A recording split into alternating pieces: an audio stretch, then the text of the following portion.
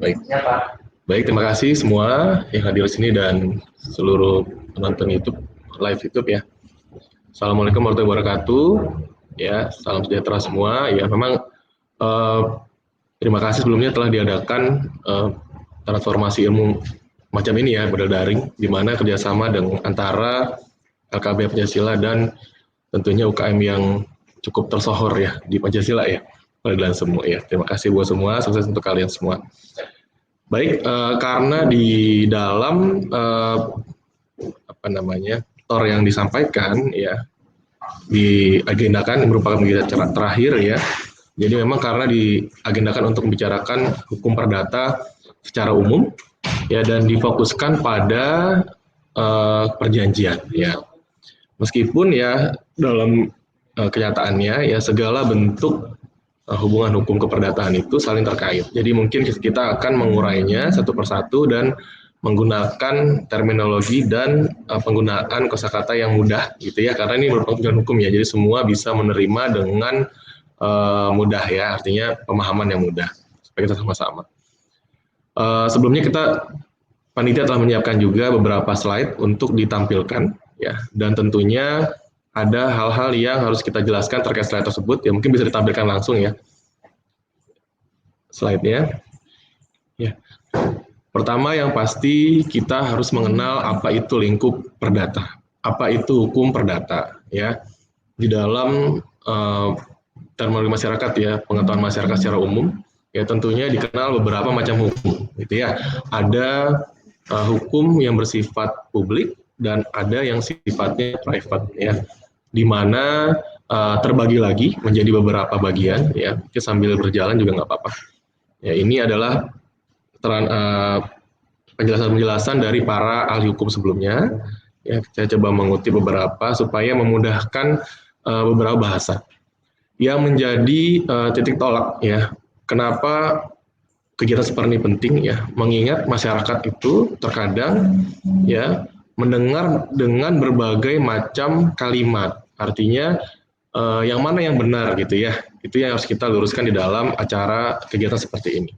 Yang tentu pertama adalah ya apa itu perdata. Kita gunakan terminologi umum saja yang paling mudah ya, di mana ya ada hubungan hukum. Jadi kata kuncinya adalah hubungan hukum ya, di mana diperoleh ya dari sebuah perikatan-perikatan atau sebuah peristiwa hukum. Jadi hubungan hukum dari sebuah peristiwa hukum yang melahirkan hak-hak dan kewajiban ya terkait dengan subjek hukumnya secara pribadi atau manusia ya, karena manusia itu sejak lahir ya sebagai zoon politikon ya, sebagai makhluk sosial tentunya memerlukan interaksi ya. Oleh karena itu hukum perdata adalah salah satu ya aspek ya bagian aturan-aturan hukum manusia yang harus dipahami dengan baik supaya baik ya interaksi antara manusianya. Nah, dan juga selain manusia sebagai subjek hukum juga badan hukum ya.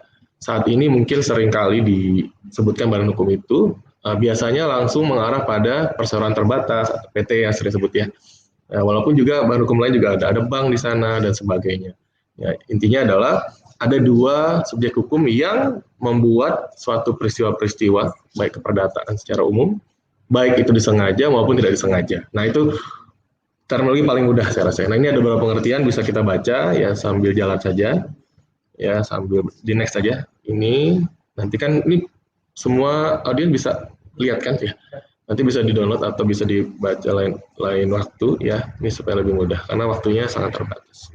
Bisa terus next saja. Oke, ini saya coba membaginya ya. Nah, di dalam memahami hukum perdata ya, karena konteks kita adalah hukum perdata yang akan dikhususkan kepada pengenalan secara general ya mengenai hukum-hukum perikatan dan perjanjian. Ya, saya coba memberikan ya beberapa bagian yang mudah-mudahan sangat mudah dicerna ya untuk masyarakat secara umum. Hukum perdata itu terbagi ya, sudah dibagi ya oleh ahli-ahlinya dari sejak munculnya manusia di bumi ya saat itu hingga ada beberapa era, beberapa abad ya, singkat cerita sampai ke era sebelum kemerdekaan dan setelah pasca kemerdekaan Indonesia. Nah, di dalam suatu terminologi perdataan, ya, intinya adalah ya, perdata itu mengatur orang manusia sejak dia hadir di muka bumi, lahir, ya, sampai dia meninggal, dan pasca kematiannya juga itu adalah lingkup keperdataan. Oleh karenanya, bisa di next saja slide-nya itu, ya, di mana ya telah dibuat alur hidup, perjalanan hidup seorang manusia, ya, di mana sejak dia lahir terkait dengan dia sebagai hukum orang, ya, artinya mengatur secara pribadi ya hukum orang, ya, saat dia sendiri kemudian dia membentuklah sebuah keluarga. Jadi dari orang individu membentuk keluarga, ya, baik itu berdua kemudian punya anak dan keturunannya, gitu ya. Kemudian untuk memenuhi kebutuhan hidupnya, ya, dia memerlukan lingkup harta kekayaan. Oleh karenanya setelah dia subjek orang sebagai pribadi, ada lingkup keluarga, kemudian harta kekayaan. Ya, berarti perdata juga mengatur harta kekayaan. Setelah harta kekayaan digunakan ya untuk kebutuhan hidupnya hingga akhirnya yang bersangkutan atau ya keluarganya yang disebut tadi, ya tentunya tadi Pak Yulianto mengatakan tidak bisa menyalahi takdir atau tidak bisa menentang takdir gitu ya. Akhirnya akan mati, dan disitulah muncul keperdataan yang berupa waris. Tadi sudah diatur disinggung oleh Pak Yulianto secara jelas tadi ya.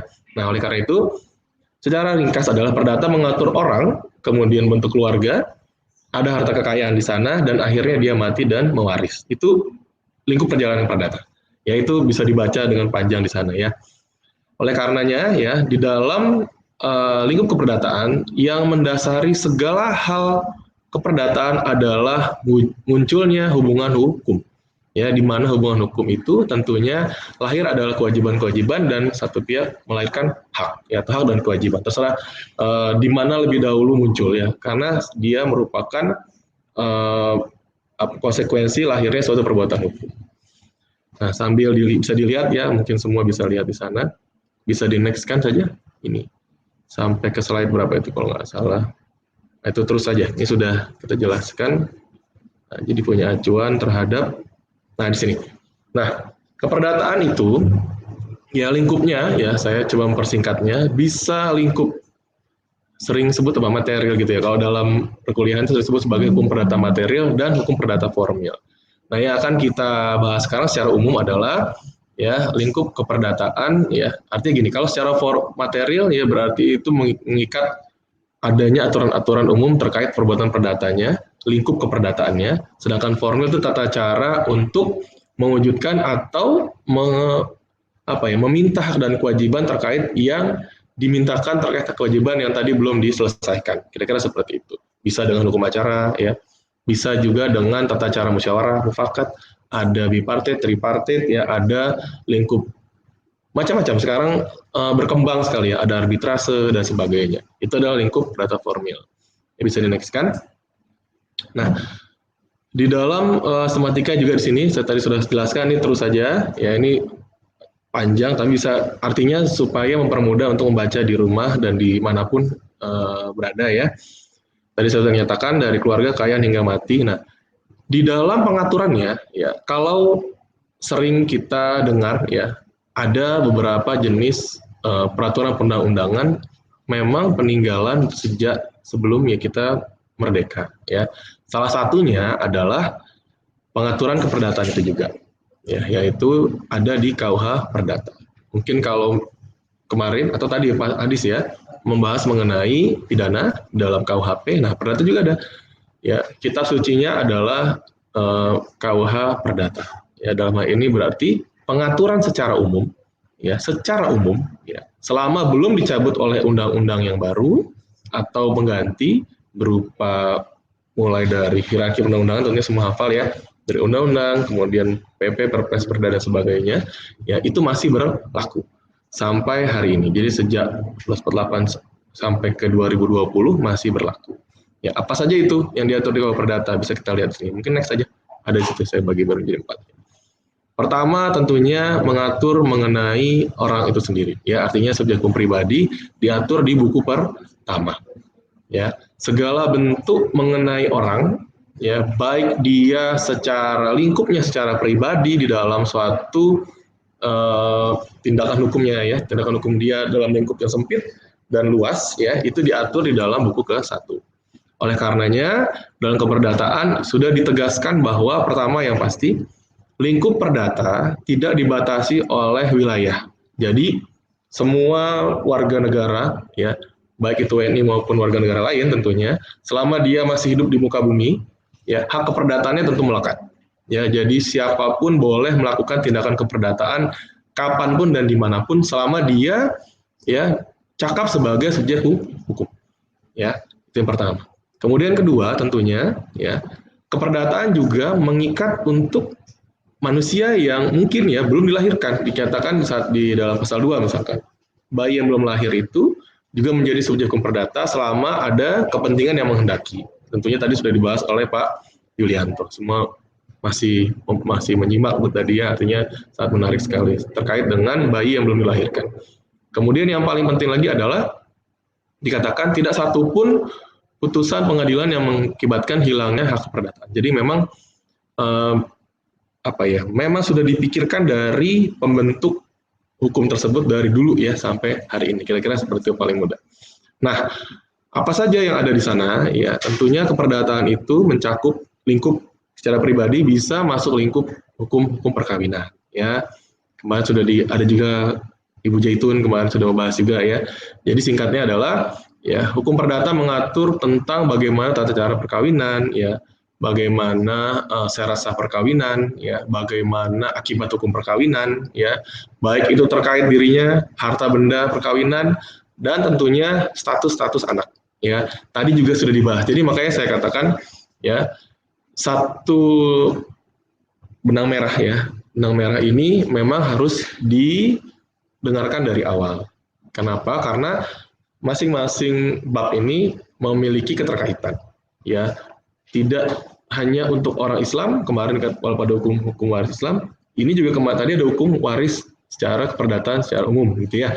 Jadi memang semua terkait, ya. Artinya memahami suatu keperdataan itu tidak bisa dipecah-pecah, ya, namun dikhususkan masing-masing tentunya ada. Ya, di perkawinan seperti itu. Kemudian adalah akibat hukum terkait dengan harta-harta benda, tadi saya katakan ada harta bersama, harta bawaan, dan lain-lain. Itu secara singkat saja. Ya, kenapa diperlukan? Karena nanti kita akan bahas ke perjanjian. Kemudian, ya, terkait dengan benda. Di dalam terminologi bahasa umum sosial benda, ya, sering kali, ya, bahasa hukum dengan bahasa sosial di masyarakat itu berbeda penafsiran, ya, karena memang ada pengkhususan, ya, ada mata kuliah bahasa Indonesia hukum, ya. Kalau dipikir-pikir untuk apa bahasa Indonesia ada lagi, gitu, ya, di dalam perkuliahan. Ternyata emang perlu, karena bahasa Indonesia hukum berbeda dengan bahasa Indonesia sehari-hari. Misalkan, ya, terkait kalimat kata benda. Benda di dalam hukum sudah katanya satu, tetapi artinya panjang, gitu, ya. Di dalam slide-nya saya sudah tuliskan, ya, di mana benda di dalam lingkup perdata disebutkan adalah tiap-tiap barang dan tiap-tiap hak yang dapat dikuasai oleh hak milik. Jadi benda tidak hanya sekedar benda, misalkan handphone saja atau benda yang terminologi umum, tidak. Jadi memang hukum sudah membagi seperti itu. Ada barang, ada hak, ya. Kalau barang, ya, dibagi lagi di dalam KUH Perdata. Ya, kembali lagi, ya, saat kita berbicara mengenai aturan hukum, ya, di mana selama masih ada undang-undangnya, kita tidak boleh membuat penafsiran. Oleh karenanya, ya, penafsiran-penafsiran yang lahir itu harus berdasar pada sumber hukum. Kalau terjadi penafsiran yang berbeda, itu wajar, karena memang tata cara dan suasana saat memutuskan suatu permasalahan itu memang berbeda. Tetapi hukum tetap harus bersumber pada yang tertulis. Yang pertama harus dilihat, gitu, ya. Dalam hal benda itu tadi nyatakan, selain benda, ya, bisa macam-macam. Tiap-tiap barang dan tiap-tiap hak. Barang itu bisa barang bergerak, tidak bergerak. Tentunya sangat mudah membedakannya, ya. Laptop masuk barang bergerak, misalnya jendela pintu, meja, handphone, ya, jam tangan, kelas dan sebagaimana macam itu dapat dikategorikan ke benda bergerak. Itu sangat mudah. Kalau hal yang sudah melekat bagaimana menjadi barang-barang yang tidak bergerak, itu dapat dibaca dalam slide, nanti bisa diuraikan. Ada juga terkait barang-barang itu yang bisa dibagi dan tidak bisa dibagi. Ya, jadi memang hukum perdata telah mengklasifikasikan. Ya, misal contoh, kita sering saya contohkan di beberapa penjelasan yang umum ya, seperti ini ya. Misalkan paling gampang adalah kita membeli pasir ya di toko bangunan yang sangat mudah diingat. Misalkan beli pasir atau beli bata misalnya. Kita membeli bata misalkan 5.000 bata ya. Singkat cerita, untuk pengantarannya itu tidak ada truk yang besar ya. Maka boleh nggak diantaranya menyicil? Itu boleh karena memang dia masuk dalam yang bisa dibagi. Ya, dan selama tidak diperjanjikan, maka itu dapat berjalan seperti itu. Ya, kira-kira seperti itu. Ada juga yang tidak bisa dibagi. Ya, apa itu misalkan bisa dibagi? Misalnya kita membeli sebuah barang yang bulat ya, disebut sebagai nama tersebut. Misalkan kita membeli mobil ya. Misalkan membeli mobil yang ke dealer atau ke showroom ya, kemudian yang datang bannya dulu ya, atau setirnya dulu ya, atau kacanya dulu. Nah itu nggak bisa karena yang kita beli adalah barang yang nggak bisa dibagi. Kalau memang terminologi dalam perjanjiannya adalah mobil, kayak gitu ya, terus sangat mudah mendapatnya. Nah ada juga barang yang bisa diganti dan nggak bisa diganti. Apa tuh misalnya uang ya, misalnya saya pinjam uang dengan teman-teman di sini misalkan 50.000. Sekarang saya nggak punya ongkos nih, saya nggak megang uang cash. Nah, saya pinjam 50.000 dengan moderator dan sebagainya. Kemudian dia memberikan saya satu lembar 50.000. Nah, saya kembalikannya boleh 10.000-nya 2, 5.000-nya 4, 1.000-nya 10, ya. Kemudian dan sebagainya. Artinya 20.000-nya 1. Jadi itu boleh, itu bisa diganti ya. Ada juga yang masuk nggak bisa diganti. Misalkan apa? Karya-karya seni, ya. Artinya lukisan dan sebagainya. Itu sangat mudah memahami, paling mudah seperti itu kira-kira. Nah, ada juga yang berwujud tidak berwujud. Sangat mudah juga kita membayangkannya, misalkan gas dengan volume dan lain-lain. Nah, itu singkatnya seperti itu. Nah, kenapa kita harus tahu mengenai barang-barang tadi? Karena merupakan nanti kita akan bahas ke perjanjian. Dia merupakan salah satu objek dari perjanjian.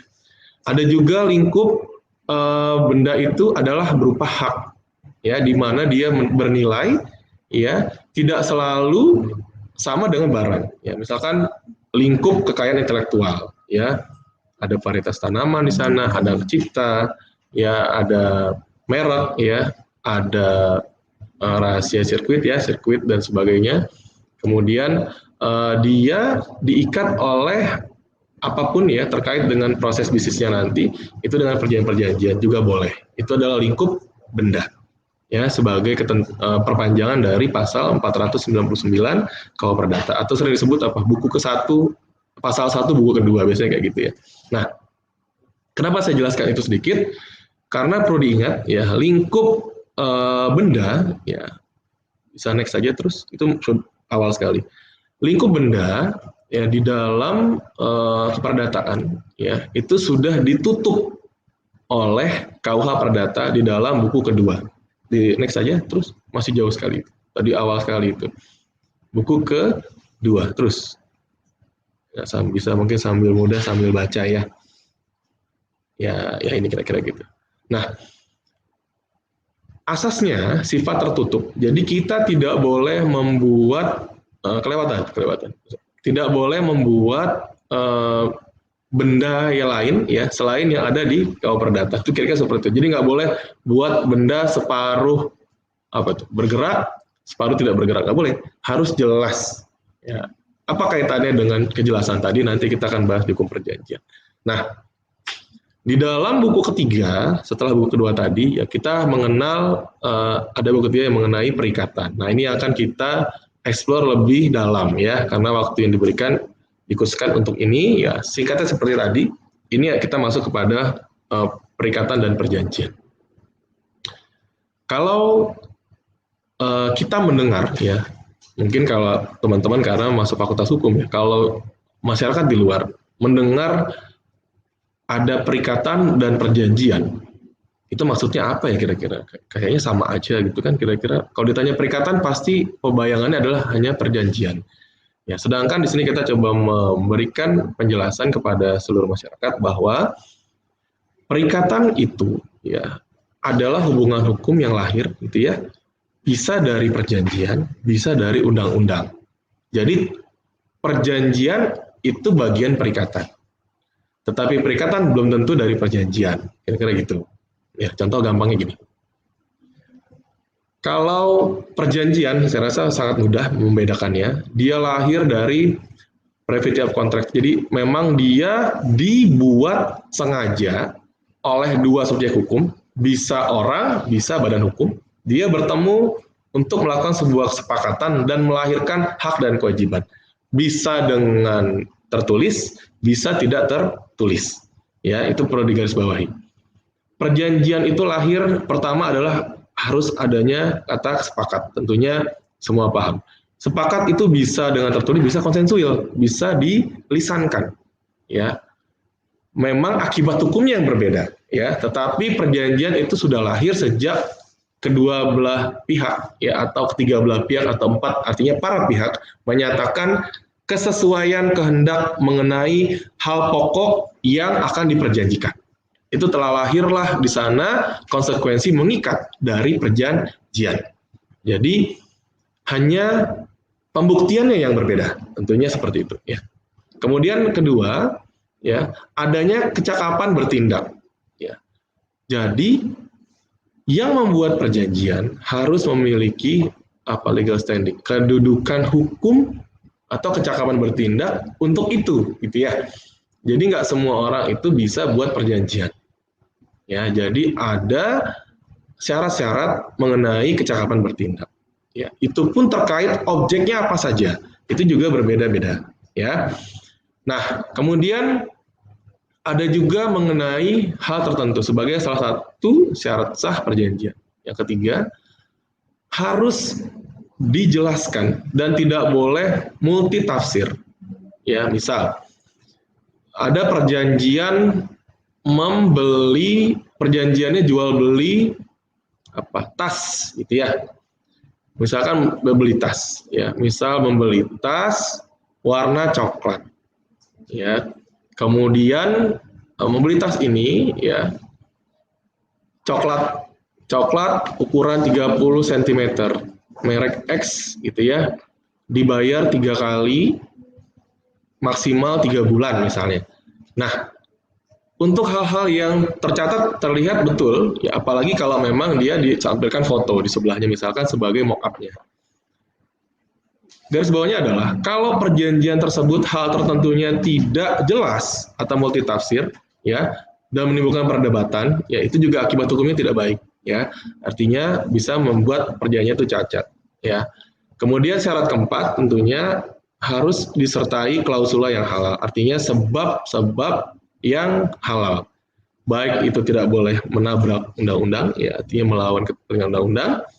Tidak boleh juga dia menimbulkan keresahan masyarakat, ketertiban masyarakat terganggu, dan tidak boleh mengganggu kesusilaan. Nah, dari 4 syarat tadi, ya itu pun keperdataan membaginya, ya menjadi 2 garis besar. Pertama adalah syaratnya terpenuhi secara formil dan material. Apa itu formal material? Kalau formil, ya lingkupnya adalah kesepakatan dan kecakapan. Misal, ada anak usia di bawah dewasa pesan Gojek atau GoFood dan sebagainya, GoGo yang lain. Artinya bukan kita adilkan saja. Ada GrabFood, nah jadi adil ya. Ada Shopee, Lazada, JD.ID dan sebagainya. Nah, jadi tidak ada materi iklan di sini ya. Saya menyebutkan itu supaya clear. Jadi yang pesan itu kan tidak harus orang dewasa tuh, semuanya bisa pesan. Nah, itu adalah mengikat secara formil. Jadi dibolehkan, boleh selama para pihak tidak mempermasalahkan. Gitu. Ya. Itu lingkupnya ke dalam transaksi jual beli IT tadi ya. Ada juga kesepakatan dibuat di bawah umur ya untuk anak-anak usia di bawah umur. Ya, dia diperlukan juga kesesuaian mengenai wali dan sebagainya. Artinya dia harus menyesuaikan dengan pihaknya. Jadi selama para pihak itu setuju, sepakat, itu tidak masalah. Oleh karena syaratnya sangat subjektif. Jadi syarat formil itu merupakan syarat subjektif. Untuk ketentuan yang ketiga dan keempat, untuk hal tertentu dan sebab yang halal ya, saya persingkat. Kalau dia melanggar hal tertentu, artinya objek perjanjian tidak jelas, multitafsir, bahkan bisa menimbulkan beberapa objek yang lain yang mungkin langsung dapat dijudge bahwa perjanjian tidak jelas. Itu juga tidak diperbolehkan. Ya. Kemudian melanggar klausul yang halal tentunya dapat dinyatakan batal demi hukum. Jadi bisa dapat dibatalkan, bisa batal demi hukum. Ini dua akibat hukum yang harus benar-benar dipahami oleh semua pihak. Ya. Nah, di situ ada slide mengenai asas-asasnya, itu bisa kita persimpel saja. Jadi memang perjanjian itu terikat dari asas-asas. Asas melahirkan ketentuan hukum. Ya, jadi dari asas sebagai aturan umum mengikat ya. Dalam pelaksanaan pasal-pasal di dalam undang-undang, yaitu berasal dari asas tadi. Di sini dapat paling mudah mengingat ada 5 asas dalam perjanjian. Yang pertama yang sering didengar adalah kebebasan berkontrak. Terminologi kebebasan berkontrak, ya, ada yang menyebutnya sebagai pasal karet gitu ya. Sebenarnya nggak juga ya. Jadi kebebasan berkontrak di sini dibatasi, dikatakan ya, bahwa segala bentuk perjanjian ya dapat dibuat secara bebas ya, mengikat para pihak ya, selama dia memenuhi syarat-syarat perjanjian. Artinya perjanjian yang dibuat secara sah mengikat bagi para pihak yang membuatnya itu dalam KUH Perdata. Nah, dalam terminologi umum paling mudah adalah seperti ini. Kita boleh membuat semua bentuk perjanjian. Dikatakan boleh, bebas, betul ya, selama tidak melanggar aturan perundang-undangan, kira-kira gitu. Ya, saya sering sekali menyebutkan tidaklah lebih tinggi perjanjian daripada undang-undang. Jadi itu merupakan guidelines yang harus diingat oleh semua pihak, baik itu lingkup siapapun ya. Artinya sarjana hukum dan semua saya rasa dalam hukum bisnis itu harus diingat bahwa tidaklah boleh lebih tinggi perjanjian daripada undang-undang. Jadi nggak boleh membuat semua dengan sebebas-bebasnya. Kebebasan yang dimaksud adalah ya selama tidak melanggar undang-undang itu boleh. Ya, itu yang pertama. Dalam pasal 1338 itu ya, nanti ada di slide-nya. Kemudian ada konsensualisme. Jadi memang dia ya asas tersebut sudah menyatakan selain fakta stanofanda, etikat baik personalitas, ini lingkupnya adalah selain dari adanya mengikat para pihak tadi sebagai para pihak ya, kemudian mengikat secara pribadi, kemudian ada etikat baik dan dia hanya dapat dibuat oleh yang bersangkutan. Jadi tidak boleh ya perjanjian itu dibuat oleh orang yang tidak bersangkutan. Dikecualikan ya jika dia dikuasakan atau ada perjanjian yang menyatakan boleh untuk itu. Misalkan ada mandat-mandat, misalkan ada pemberian kuasa-kuasa dan sebagainya. Ya, sambil next mungkin supaya lebih gampang. Ini kita coba. Ini tulisannya sama dengan tadi. Ya, yang terus nah di sini. Ini yang sering menjadi perdebatan saya rasa. Jadi beberapa kali di dalam memberikan keterangan atau sebagainya ya.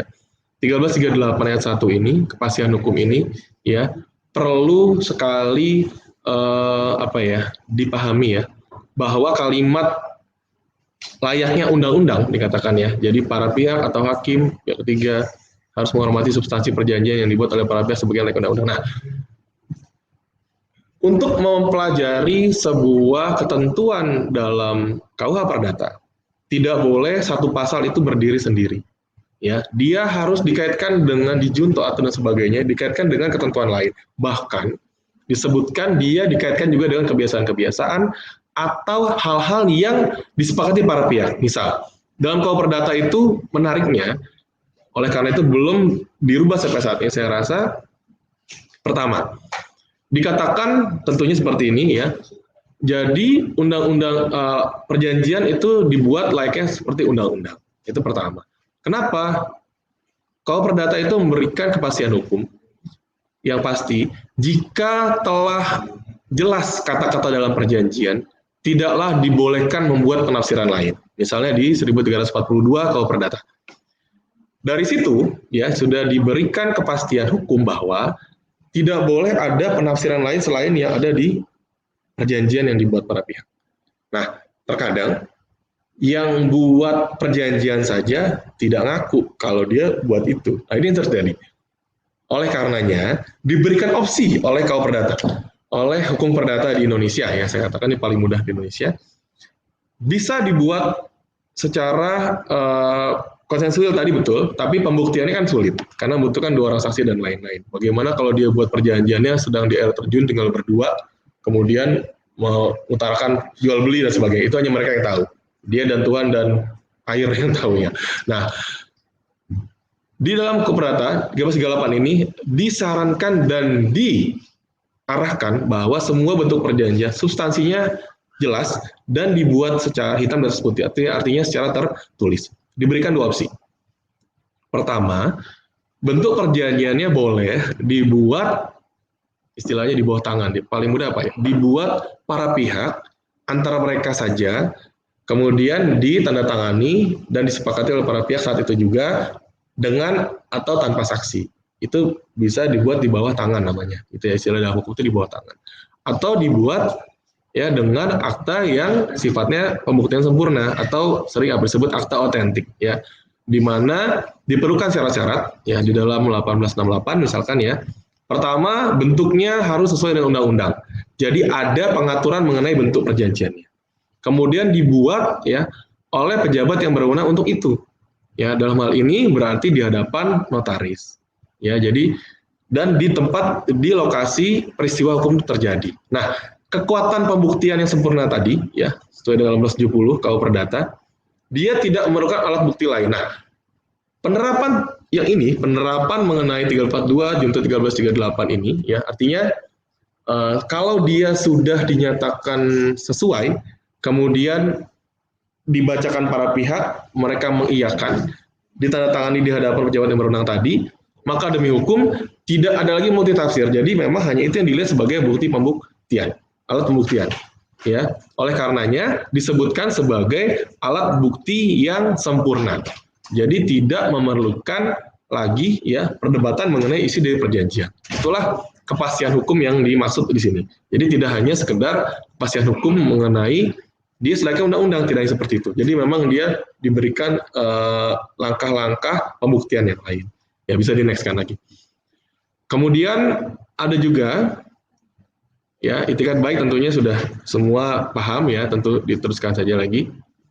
Nah di sini ada terus ini bisa dibaca mengenai prestasi. Nah, cukup seperti sini. Nah, yang menarik ya, di dalam isi kontrak ya. Jadi kontrak itu ya kalau ditafsirkan itu kan kehendak bebas para pihak gitu ya. Dia inginnya apa, dituliskan di situ ya. Isinya ya tidak boleh lari dari apa yang diatur di KUH Perdata. Ya.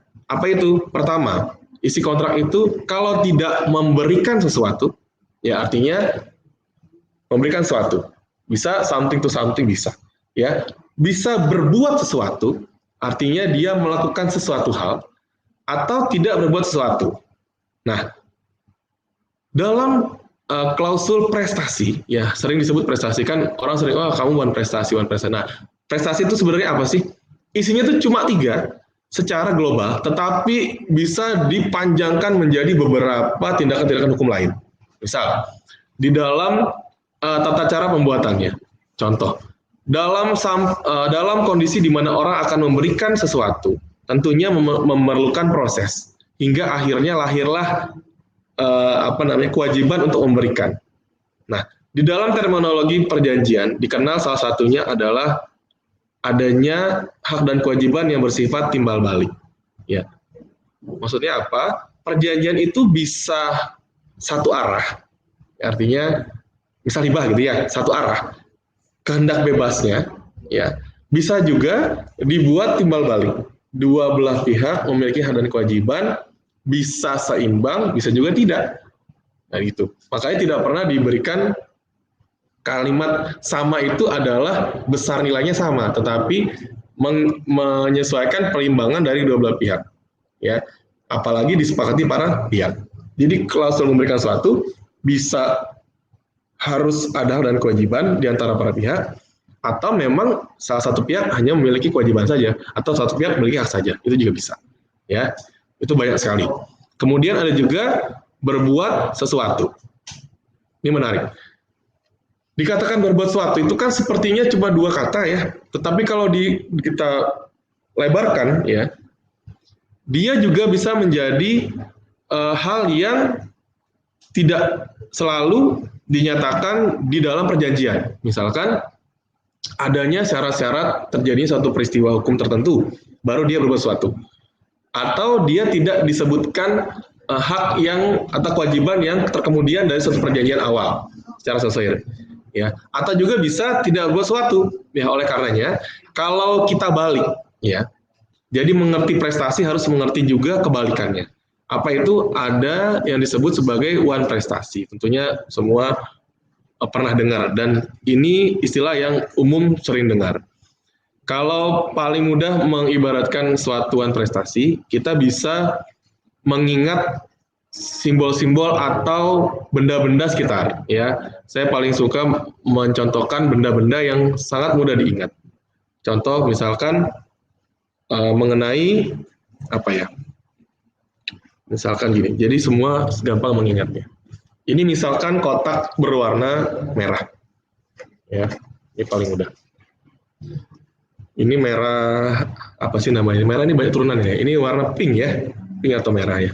Nah, ini bentuknya bentuk balok ya. Artinya kita anggaplah ini kotak. Warnanya merah. Diperjanjikan ya, kotak ini ya akan dijadikan warna hitam ya dalam jangka waktu 7 hari ya. Kemudian hitamnya hanya dibuat hitam polos ya, glossy, polos gitu ya, dan rata ya. Dan tidak boleh ada motif yang berbeda, artinya sama semua. Tanpa logo ya, tanpa ada tambahan lainnya. Nah, itu simpel sekali. Nah, dalam terminologi prestasi dikatakan tadi, ya, kita ambil satu peristiwa hukum setelah prestasi tadi disepakati, ya, bagaimana sih kontranya, wan prestasinya? Dapat yang mudah kita ingat seperti ini. Pertama, dikatakan kalau diperjanjikan 7 hari, kemudian di hari ke-8 dia belum menyelesaikan. Satu, belum menyelesaikan, berarti bisa jadi dua. Belum dia apa-apai sama sekali, artinya belum diselesaikan sama sekali. Bisa juga hitamnya baru separuh. Ya, misalkan hitamnya baru separuh seperti ini, misalkan. Baru separuh hitam. Ya. Berarti ada dua kejadian peristiwa hukum. Pertama, dia lewat waktu, ya. Kedua, belum selesai. Itu adalah dua contoh wan prestasi. Ada juga, ya, setelah 8 hari ke-8 atau hari ke-7 setelah diperiksa, ya, ternyata masih utuh merah seperti ini. Jadi dia tidak melaksanakan apapun yang diperjanjikan, nggak ngapa-ngapain gitu ya. Jadi masih seperti ini. Ada juga, ya, setelah 7 hari, kejadiannya adalah kotak ini sudah warnanya hitam semua. Tetapi di atasnya diberi lubang. Misalkan dia berpikir kalau ada aksen lingkaran di atas itu lebih baik. Nah, sementara tadi saya sudah jelaskan ya, saya terangkan di awal bahwa sebelum tadi bahwa dia tidak boleh membuat yang lain selain polos. Berarti dia melakukan yang tidak boleh dilakukan. Nah, oleh karenanya wan prestasi di dalam hukum perdata dikenal menjadi 4. Dan harus jelas lingkupnya mana. Pertama yang pasti, melakukan kewajiban lewat waktu. Jadi waktunya sudah lewat dari yang diperjanjikan. Kemudian yang kedua, ya, dia melakukan tidak seperti yang diperjanjikan. Jadi bisa separuh, ya, bisa juga memang belum selesai. Entah itu berapa persen, yang pasti dia tidak melaksanakan sesuai perjanjian. Kemudian yang ketiga, ya, dia tidak melakukan apapun. Jadi sampai pada hari ke-7 itu kotaknya masih seperti hari pertama. Jadi tidak dilakukan apapun. Itu juga one prestasi. Yang keempat, ya, di dalam perjanjian tidak boleh membuat bentuk apapun, artinya hanya memintakan hitam polos, tetapi diberikan aksen lingkaran. Jadi dia melakukan yang tidak boleh dilakukan. Itu juga one prestasi. Jadi itu sangat mudah memahaminya. Nah, di dalam perjalanan kontrak biasanya itu menjadi hal yang sering dipermasalahkan ya. Kenapa? Ada kalanya juga ya melakukan kewajiban ya melebihi hak yang seharusnya juga one prestasi. Nah, ini menarik ya. Misalnya saya sering contohkan dari kelas ini supaya gampang mengingat. Misalkan kita mengorder pakai merek terus ya, mengorder online ya. Harganya itu 10.000 dari UI ke Pancasila. Misalkan satu tempat lain itu 10.000. Ya. Peristiwa hukumnya adalah ya sepanjang perjalanan kan dia pasti mengobrol biasanya itu ya, sampai akhirnya dia terlupa akan suatu hal bahwa harus berhenti di Pancasila.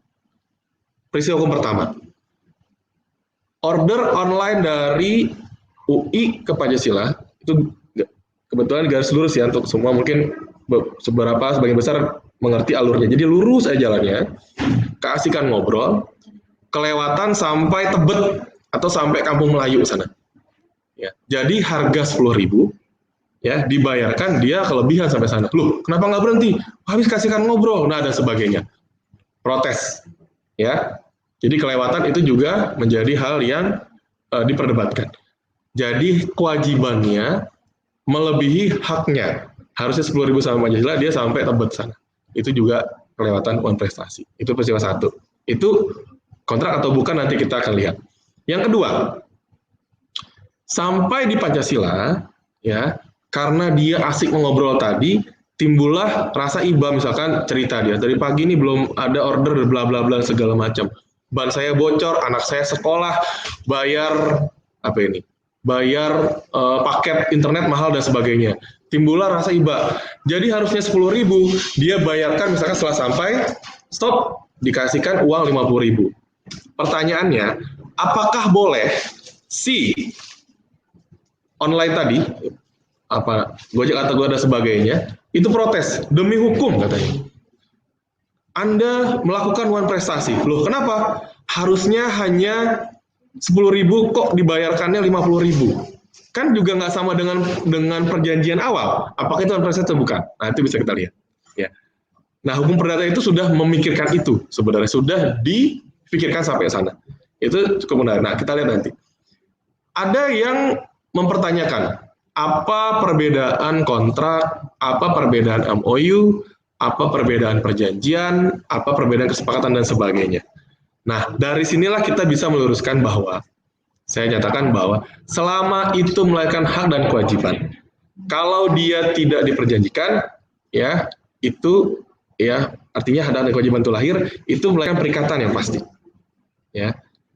Kalau tadi namanya MOU, kontrak dan sebagainya, itu sebenarnya terminologinya sama-sama melahirkan suatu kesepakatan.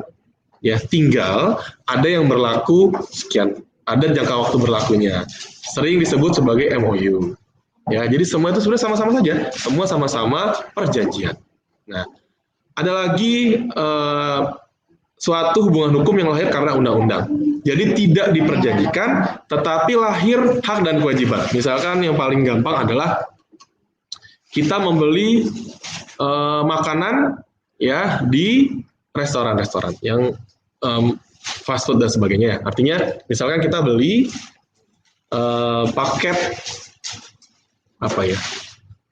paket hemat, misalnya harganya 15.000. Misal, contoh ya, kan biasanya kalau teman-teman ini kuliah ya biasanya tuh incarnya paket hemat itu ya, misalnya jam 3 sampai jam 5 sore gitu ya, pas moderator langsung manggut-manggut ya. Terus uangnya yang kita punya itu misalkan pas kali 20.000 gitu ya, otomatis kan kita bayarkan 20.000 untuk membayar harga 15.000 gitu ya. Nah, singkat cerita, ternyata dikembalikan oleh kasirnya, petugasnya, waitersnya, kasirnya ya, itu ternyata bukan 5.000, tetapi hanya 3.500.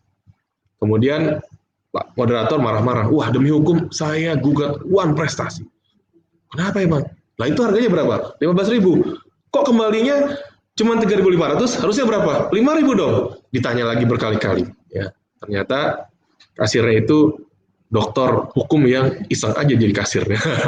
Jadi kan sebenarnya. Artinya ada perikatan-perikatan ya yang lahir dan menimbulkan hak kewajiban tanpa diperjanjikan. Karena ada undang-undang yang mengatur. Misalkan ada logo bintang kecil tuh, ada itu kan biasanya apa itu? Berlaku pajak. Ya, itu juga salah satu perikatan yang timbul karena undang-undang. Ya, jadi bisa ada undang-undang saja, ada juga terkait perbuatan orang. Apa itu misalkan? Dia rajin gitu ya, tetangganya, misalkan hidup bertetangga, misal. Kemudian saking rajinnya, dia bersihin rumah tetangganya juga. Itu suka kejadian juga tuh gitu ya, kan dia keluar kota terus, nah dia mulailah seolah-olah dia adalah orang yang dikuasakan untuk membersihkan rumah. Nah, aturan hukum juga ada, maka demi hukum dia harus menyelesaikan pekerjaannya sampai kuasanya dicabut. Nah itu juga ada, itu nanti kita akan bahas di sesi lain, tapi yang pasti hukum itu sudah mengatur sampai ke sana. Bahkan tanggung jawab ya terkait dengan misalkan hewan peliharaan. Ya, pernah lihat kan, saya sendiri pernah lihat, ada, ini karena suasana COVID ya, jadi saya tuh pasti bayangan saya tuh online terus ya. Misal mengantar makanan online, dikejar anjing dia, jatuh makanannya. Terus tanggung jawab siapa itu? Kalau tidak dipermasalahkan secara hukum, pasti kan ujung-ujungnya itu nasib, itu kodrat, kehendak yang di atas. Kalau nggak dikehendaki atas pasti nggak akan jatuh juga. Itu memang betul juga sih ya, ujung-ujungnya ikhlas. Kalau sudah ikhlas nggak ada peristiwa hukum. Tapi kalau dia protes terus nanya, ini harus bayar pizzanya siapa ini setelah jatuh? Nah, di KUHP juga diatur mengenai tanggung jawab hewan peliharaan oleh majikannya. Kira-kira seperti itu. Sama dengan tanggung jawab misalkan gedung ini tiba-tiba runtuh, kita lagi konferensi seperti ini tiba-tiba runtuh. Yang tanggung jawab siapa? Kira-kira pemilik gedungnya siapa? Dan lain. Jadi ada yang tidak diatur dalam perjanjian, tetapi diikat oleh undang-undang. Nah, dari kesulitan prestasi tadi, ya tadi hingga ke tadi akibat hukum perikatan dari undang-undang, supaya kita lebih tahu bagaimana kehati-hatian dalam melaksanakan bentuk apapun ya, baik itu perjanjian maupun tingkah laku kita di masyarakat. Itu dulu mungkin ya, lebih gampang, nanti silakan mau ditanyakan. Terima kasih. Ada yang mau ditanya? Ada Pak. Oke. Jadi terima kasih pertama untuk Bapak MSD kalian semua orang materi